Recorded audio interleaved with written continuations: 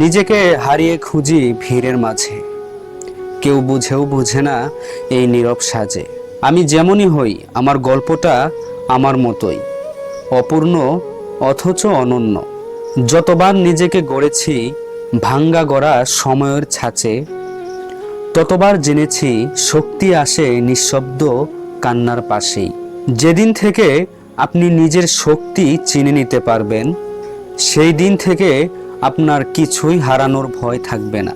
নিজের মূল্য নিজে বুঝতে না পারলে পৃথিবী আপনাকে মূল্যহীন ভেবে বসে থাকে।